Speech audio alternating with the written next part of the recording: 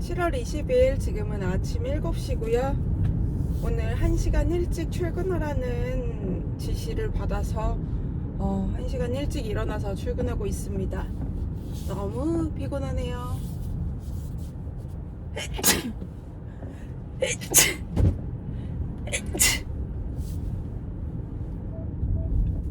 이렇게 이른 시간에도 많은 차들이 보이네요. 다들 일찍 출근하나 봅니다. 월요일 아침부터요.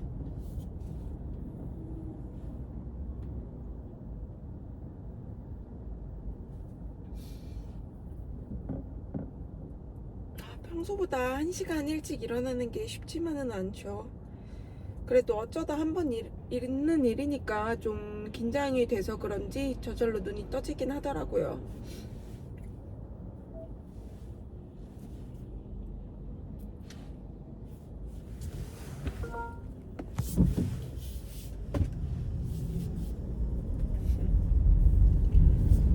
네, 지금은 7월 20일 월요일, 오늘은 아침 7시입니다.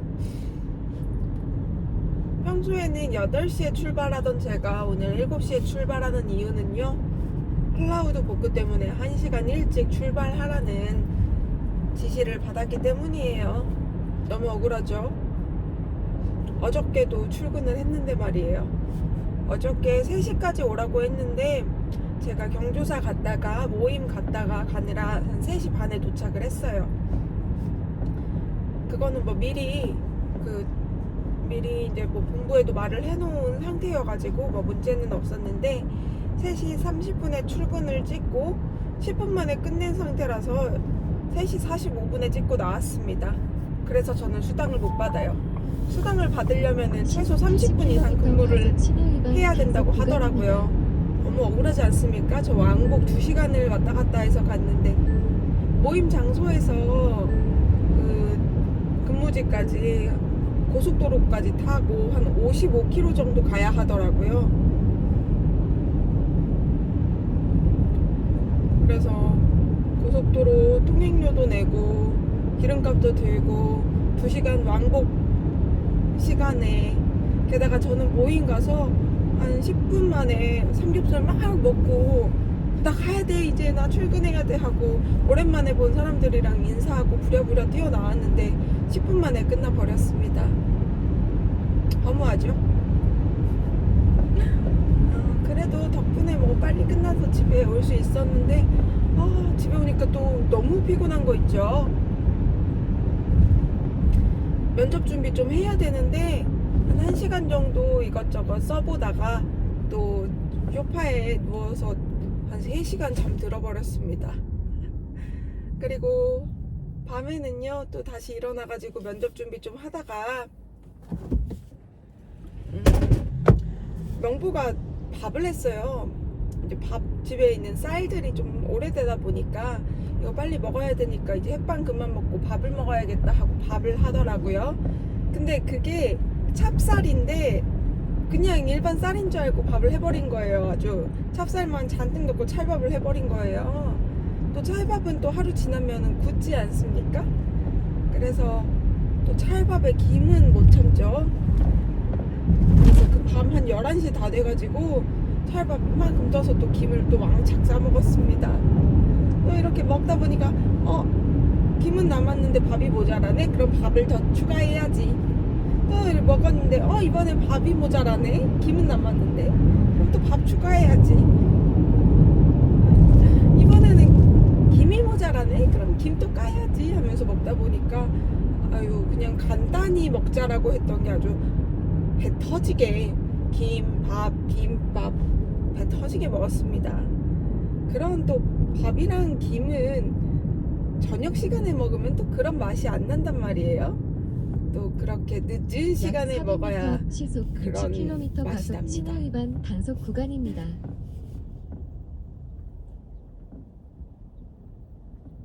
뭐지?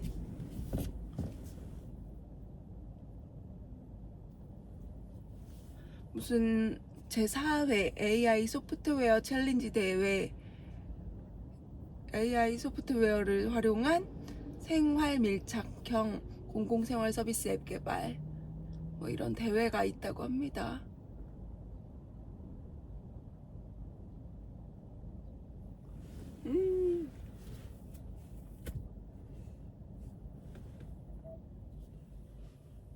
아무튼 그래서 어저께 그렇게 찰밥을 거의 한 2공기는 먹은 것 같아요, 저 혼자.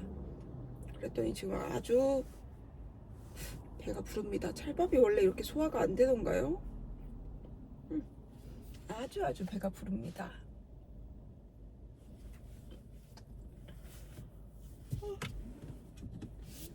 너무 졸리네요. 1시간 일찍 출근이라니.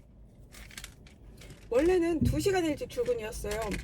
6시까지 출근하라는 거예요. 그 얼마나 화가 나는 지점입니까? 6시까지 7시까지 출근이구나.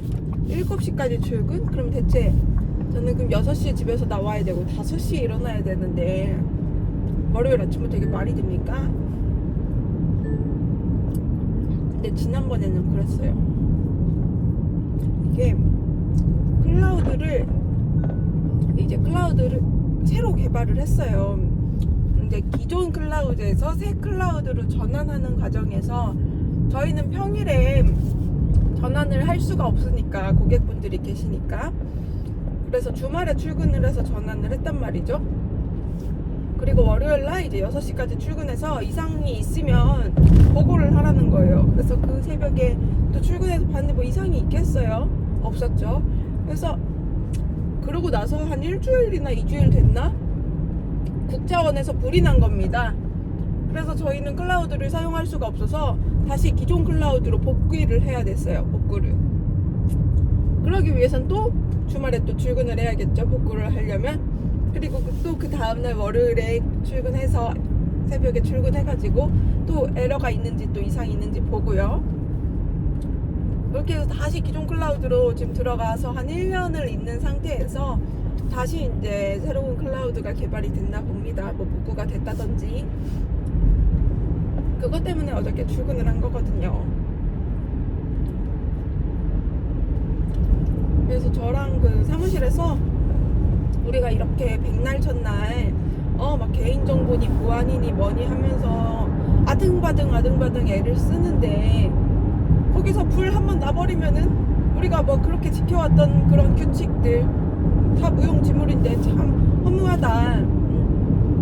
우리는 그렇게 지적사항을 감사 때 막 이거는 어쨌고 저쨌고 하면서 아주 예민하게 칼같이 이렇게 찔러대는데 불난 거에 대해서는 뭐 그거에 대한 우리에게 보상 사과 전혀 없지 않느냐.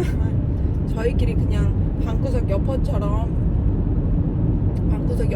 그냥 불만을 떠들어대기 마련이죠. 그런데 저는 지금 어저께 그 길을 갔다 왔으나 수당조차 받지 못했으니 그냥 화가 나도 이거는 정당한 화라고 생각합니다. 뽑으면 나가야지. 그래서 지금 면접 준비하고 있지 않습니까?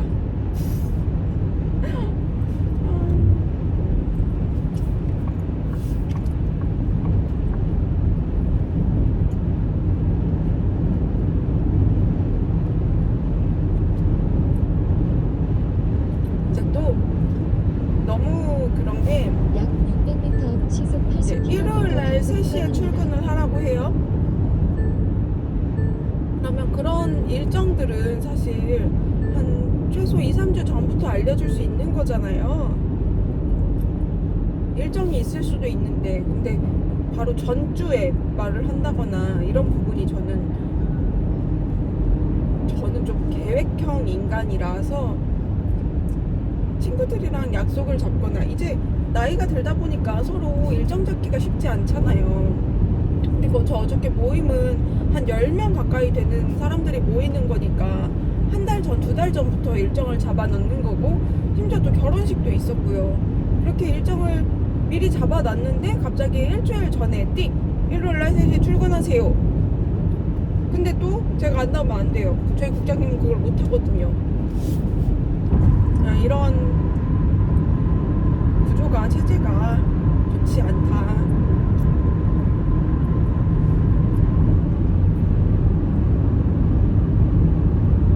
그런 겁니다.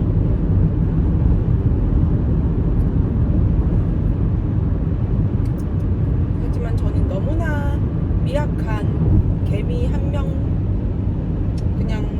말단 직원 한 명이기 때문에 어디에 큰 소리 치지 못하고 있는 그런 실정이죠.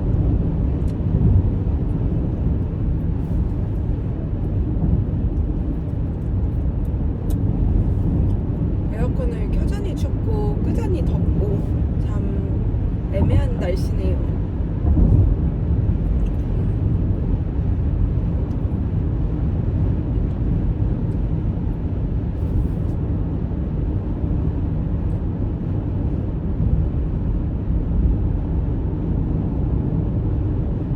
그래도 이번 주에는 저희 가장 중요한 일정, 제가 그래도 한 2, 3주 준비했던 이제 채용 과정이 이제 끝자락에 도달했기 때문에 긍정적인 마음으로 한 주를 보내야겠습니다. 그래, 그래도 7시까지 출근하라고 했는데 지금 그래도 7시 한 40분쯤까지 가기로 한 게 어디냐. 40분, 그 새벽에 40분 차이는 크잖아요. 그래서 긍정적인 마음을 안고 가기로 했고요. 또 이른 시간이다 보니까 도로에 차도 없네요. 막히지도 않아서 좋고요. 이제 여름의 한 가운데로 들어가고 있다라고 느낀 게, 어저께 제가 소파에 앉아서 옥수수를 막 먹으면서 선풍기를 쐬고 있는 제 모습이 너무나 나 지금 한여름에 속해 있구나 라는 느낌을 받았습니다. 역시 계절을 느끼는 데는 또 제철 음식만 한 게 없죠. 어저께 퇴근길에 내려오는데 그 찐옥수수 파시는 분이 있더라고요. 4개에 5,000원 해서 이렇게 도로에서 팔고 계시는데 한 묶음 사왔습니다. 근데 옥수수가 조금만 더 익었으면 좋겠다 싶은 거 있죠. 살짝 딱딱해서 이가 좀 아픈 느낌이었어서 살짝 아쉬웠거든요. 그리고 옥수수를 또 2개나 먹었더니 밤까지 배가 부르더라고요. 그래서 제가 저녁을 못 먹었어요. 옥수수를 막 한 4시쯤 그렇게 2개를 먹었더니 저녁에 배가 불러. 옥수수가 또 소화가 안 되잖아요. 배가 불러서 또 그러고 있다가 한 11시쯤 되니까 좀 출출한가 해서 찰밥을 먹어버렸습니다.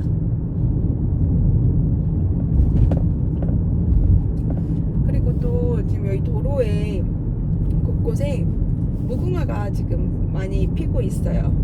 이제 살짝 이렇게 봉우리가 펴져서 거의 꽃의 태를 다 하고 있는데, 한 이번 주 중순이나 다음 주쯤 되면은 활짝 피어날 것 같습니다. 그리고 여름의 꽃들이 좀 쨍하잖아요. 배롱나무도 그렇고 능소화도 그렇고 분홍색, 보라색, 주황색 이런 쨍한, 역시 강한 햇볕, 강한 더위에 살아남기 위해서 그런 강한 색깔을 뿜어내나 싶은데요. 봄의 그 여리여리한 색깔과는 또 다른 정열, 열정이 있습니다. 여름꽃도 참 좋아요. 약 200m 앞 시속 30km 단속 구간입니다.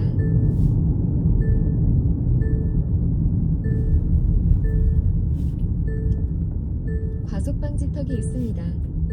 어린이 원래는 보호구역에 진입했습니다. 서행하세요. 이 길에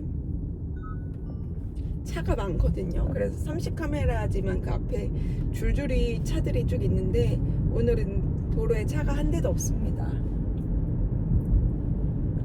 그래서 그냥 지금 앞에 뻥 뚫린 상태로 운전을 하는 게 또 나쁘지만은 않네요.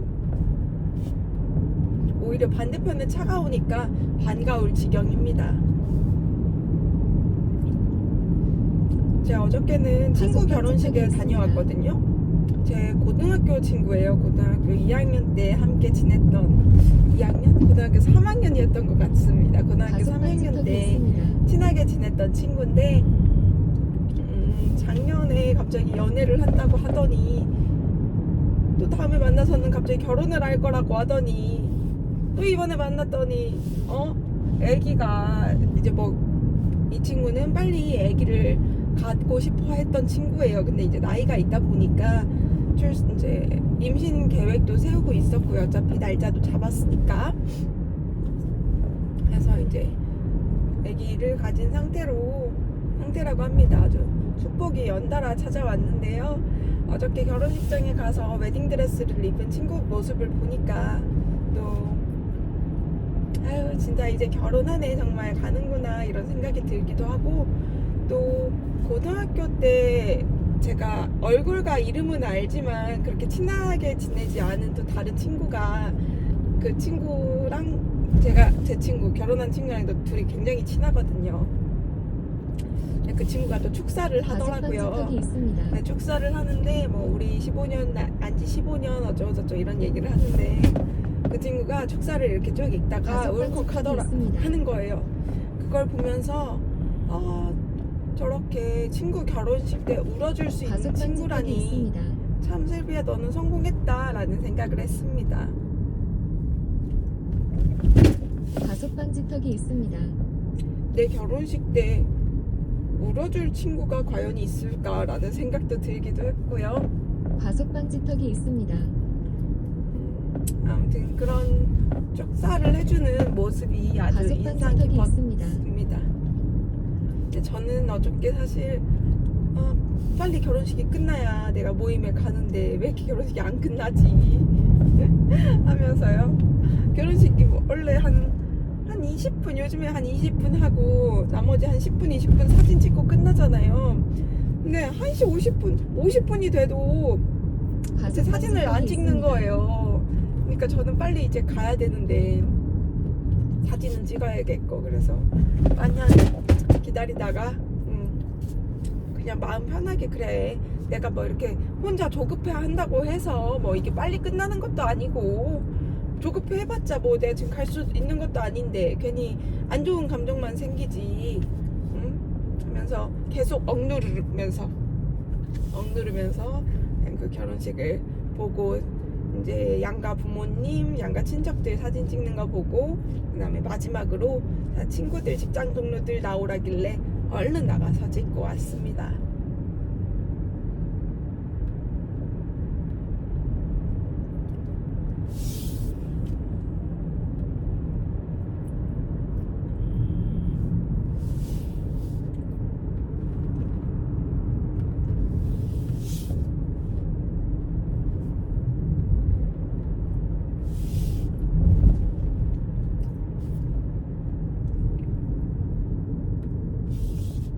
오늘은 출근을 해서 그냥 틈틈이 면접, 이게 또 사무실에서 면접 준비를 하기란 쉽지 않아요. 그래서 그냥 어차피 뭐 여기서 어줍지 않게 면접 준비를 그냥 뭐 이렇게 달달 외울 필요도 없을 것 같고, 그 예비 답안을 제가 계속 이렇게 봐봐야 이게 그 자리에서 생각이 안 나면 말짱 도루묵이고, 제가 많이 읽는다고 이게 생각날 것 같지도 않고요. 그래서 그냥 책을 읽는 게 어떨까라는 생각이 듭니다. 또 책을 읽으면은 우리가 당장의 피부로 이 책을 읽음으로써 내가 얻을 수 있는 이점이라든지 능력이라든지 이런 게 당장 피부로 와닿지는 않지만, 그래도 뭔가 내 안에 체화되는 게 있으리라고 저는 분명히 믿거든요. 제가 이번에 NCS 시험을 재작년에 한 차례 치렀고 이번에 또 한 차례 치렀잖아요. 확실히 그 글을 읽는 능력이 많이 달라졌습니다. 그때는 정말 이 지문을 내가 읽으려고 이해하려고 노력을 해도 들어오는 건 글씨인데 이게 온전히 이해가 되지 않더라고요. 근데 이번에는 그냥 이렇게 읽는 독조, 그냥 이렇게 있습니다. 중요한 부분만 밑줄 쳐가면서 읽는데 이게 좀 흡수되는, 이해가 되는 느낌이었습니다. 이게 문해력인가 보다, 이게 문해력이구나 라는 것을 그때 깨달았어요. 문해력이 떨어져. 요즘 젊은 어린 학생들 뭐 책을 많이 읽지 않고 짧은 뭐 쇼츠나 뭐 웹툰 이런 거에 길들여지다 보니까 문해력이 많이 떨어진다고 하잖아요. 그래서 저는 나는 아니야 이렇게 생각을 했거든요. 그래도 저는 그 예전 시대에 그 핸드폰이나 태블릿 없던 시대에 살았어서 책도 뭐 충분히 읽었다고 생각했고, 시키지라고 생각을 해서 그 문해력이 떨어지는 사람에 제가 속한다고 생각을 단 한 번도 해본 적이 없어요. 그런데 이번에 제가 그 지문들이 좀 술술 읽히는 것을 보고 나 문해력이 떨어지던 사람이었구나, 나 지금은 문해력이 살짝 올라온 상태구나 라는 거를 느꼈어요. 그래서 오늘부터 다시 책을 꾸준히 읽기로 했습니다. 하루에 단 10분, 20분, 30분이라도 책을 읽어야, 그 문해력이라는 게 결국 저한테는 또 다른 업무 능력 향상이라든지 뭐 또 다른 어떤 공부를 할 때 있어서, 사실 공부의 기본, 업무의 기본은 문해력 아니겠습니까? 우리는 보통 페이퍼로 공부를 하고 페이퍼로 업무 작업을 하기 때문에 문해력이 마치 우리가 의사소통하는 것만큼이나 중요한 거라고 생각을 하고요. 그래서 저는 다시 책을 오늘부터 읽기로 했습니다. 면접 준비도 그냥 아침에 손님들 계실 땐 못하고, 아침에 좀 다른 놀러 오신 손님들, 그 사랑방 열리면은 막 수다가 한창이거든요. 그때는 제가 중얼중얼 거려도 못 들으실 테니까 그때 살짝 준비를 하고요. 그 외에 시간은 책을 읽어볼까 하는데 또 어떤 책을 읽어야 할지 고민이 되네요. 제가 마지막으로 읽은 책이 위화 소설이거든요. 위화의 형제, 그리고 맞아, 형제라는 소설인데, 위화 작가의 또 다른 책을 읽어볼까, 아니면은 이제 중국 소설은 최근에 좀 많이 읽었으니까 또 다른 책으로 해볼까. 그런데 지금 기분은 또 소설책을 읽고 싶습니다. 좀 고전으로 가볼까, 아니면은 그 한국의 근현대 시대 배경인 작가들 많잖아요. 제가 지금 찜해놓은 게 은희경 작가의 새해 선물이랑, 또 이름이 생각이 안 나는데 엄마를 부탁해 쓴 작가 있거든요. 그 작가 신경숙 작가의 외딴방, 좀 이런 책들을 좀 책장에 넣어놨는데 어떤 책이 좋을까. 새해 선물은 제가 몽실이 언니는 제 친구고요. 강아지 이름이 몽실이거든요. 그래서 몽실이 언니라고 부르는데, 이 책은 봉순이 언니 책을 읽고 나서 좀 느끼는 바가, 좀 생각하게끔 하는 바가 많았어요. 그래서 이 책을 읽고 그냥 이때의 시대 배경, 그리고 이러한 비슷한 소설이 뭐가 있을까라고 생각하고 검색해본 게 새해 선물이었거든요. 그래서 새해 선물을 일단 책장에 넣어두었는데 오늘 그거를 읽어볼까 지금 생각이 듭니다. 아이고.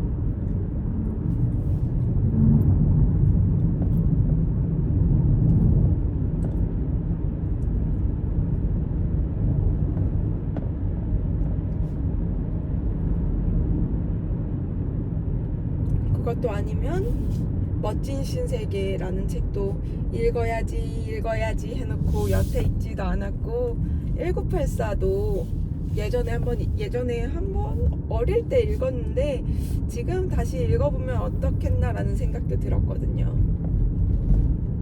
그런데 또 제가 마침 최근에는 또 중국사, 일본사를 그냥 간단하게 훑었기 때문에 그 역사 속에 살았던 시민들의 삶이 어떤지를 보는 거는 소설만한 게 없잖아요. 그래서 그냥 계속 중국 소설 아니면은 일본 그 시대를 배경으로 했던 소설을 읽어볼까. 오늘 이거 가서 찾는데도 한 세월 걸릴 것 같습니다. 넷플릭스도 뭐 보지 하면서 고르는 시간이 더 길잖아요.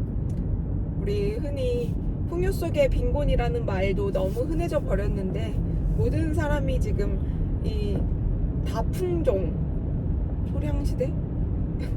너무나도 많은 선택 속에서 살고 있기 때문에 참 이 선택하는 것도 저의 에너지가 쓰이는 일이 될지를 몰랐습니다. 아무래도 우리는 너무나 제한된 시간 속에 살다 보니까 나에게 최적의 것을 선택하려고 하죠. 저 역시도 그런 부분에 있어서 손해보는 거를 좋아하지 않아가지고요. 그렇다 보니까 뭐 식당이라든지 뭘 본다든지 뭘 고를 때도 후기들을 정말 열심히 찾아보고 고르곤 합니다. 이를테면 맛집을 갈 때요. 뭐 쌈밥을 먹는다고 하더라도 이 동네에 가면 쌈밥집이 3개가 있어. 그 중에 어딜 갈까? 아무 데나 가자. 이게 도저히 안 되더라고요. 갔는데 괜히 좀 실패할까봐. 그래서 그런 위험 부담을 줄이려고 그런 리스크, 사실 이게 위험이나 리스크를 붙일 정도는 아니거든요. 저의 기분이 왔다 갔다 할 뿐이죠. 사실 조금 맛이 덜한 음식을 먹는다고 해서, 조금 불친절한 가게에 간다고 해서 그게 제 인생에 뭐 엄청난 피해를 끼친다거나 그런 것도 아닌데, 그냥 기분 살짝 안 좋아지는 것 때문에 제가 이 배터리가 20% 남을 때까지 차를 타본 적이 없거든요. 항상 집에 좀 늦게 들어갈 때도 있고 하니까 그때는 차를 충전을 해야 되니까 거의 뭐 조금 탔다가 충전하고 조금 탔다가 충전하고 그렇다 보니까 방금 이 배터리 경고음이 떴는데 좀 놀랐습니다. 뭔가 에러인가? 했는데 배터리가 20% 남았다는 그런 알람이었습니다. 아무튼 말을 계속 이어가 보자면, 그렇게 뭐 식당이라든지 아니면 제가 뭐 드라마를 보는데도, 영화를 보는데도 사람들의 후기, 평점들을 꼭 찾아보는 이유가 이거 보러 갔는데 재미없으면 어떡하지? 시간 낭비면 어떡하지? 돈 아까우면 어떡하지? 이런 생각이 들기 때문에 그런 부정적인 생각을 원천 차단하려고 미리 찾아보는 거거든요. 근데 우리는 실패 속에서 배우는 것도 있잖아요. 성공 속에서 배우기도 하지만, 그런 작은 기분, 그냥 이걸 보고 아까워, 이런 기분을 안 느끼고자 이런 것들을 다 가지치기 한다면은 제 삶이 얼마나 단조롭겠습니까? 어떻게 항상 맛있는 것만, 항상 재밌는 것만 찾아가는 그 인생이, 그거를 인생이라고 부를 수 있을까요? 가끔씩은 슬픈 것도, 가끔씩은 화가 나는 것도 있어야, 그래야 제가 책을 볼 때 더 많은 다채로운 감정들을 느낄 수 있을 거라 생각합니다.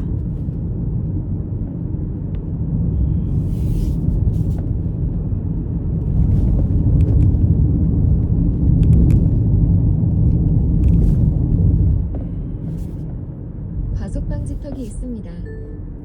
약 200m 앞 시속 30km 단속 구간입니다. 어린이 보호구역에 진입했습니다. 서행하세요. 전방에 연속으로 과속 방지턱이 있습니다.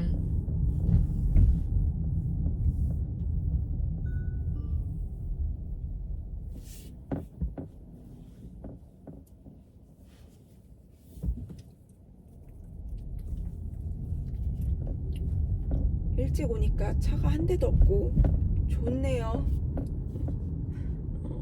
누구를 추월해야 가야 한다, 뭐 이런 생각을 할 필요도 없고요.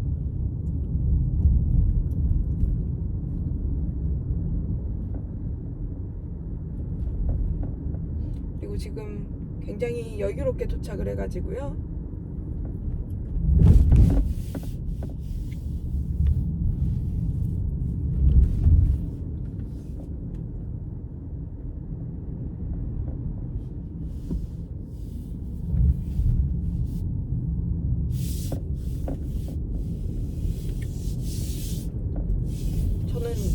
이렇게 핸들이 각진 핸들을 처음 잡아보는데요.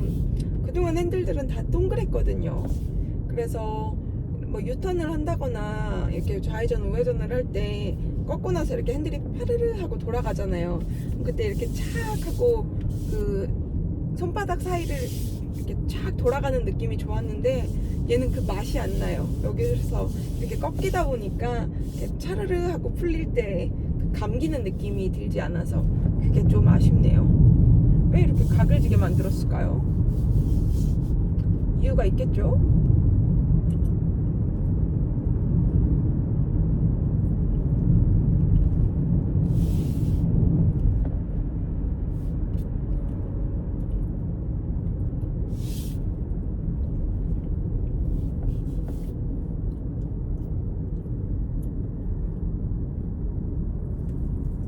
엊그저께 제가 이쪽을 지나가는데 엊그저께가 아니라 아마 한 지난주쯤 길가에 새끼 멧돼지 3-4마리가 이렇게 있더라고요.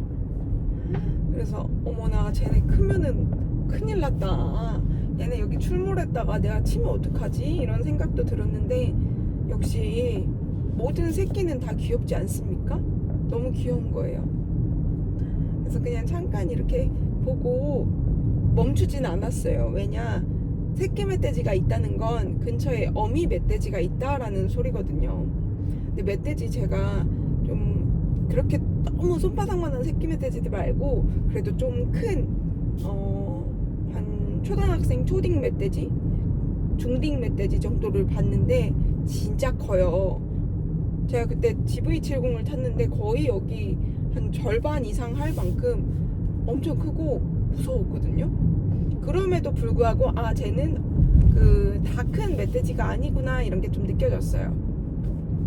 되게 위협을 많이 느꼈는데 이렇게 새끼 멧돼지 얘네는 또 왜 이렇게 귀엽담 했지만 이제 저희 여기 동네에는 멧돼지 파수꾼이라고 해야 되나? 멧돼지 잡으시는 분들이 있으세요.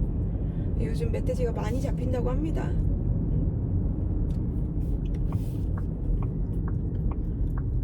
여기서 그냥 차라리 빨리 가서 빨리 하고 쉬는 게 낫겠어요.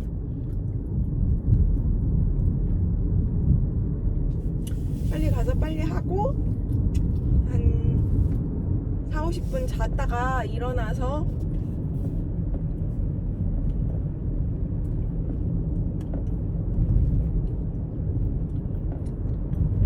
가겠습니다.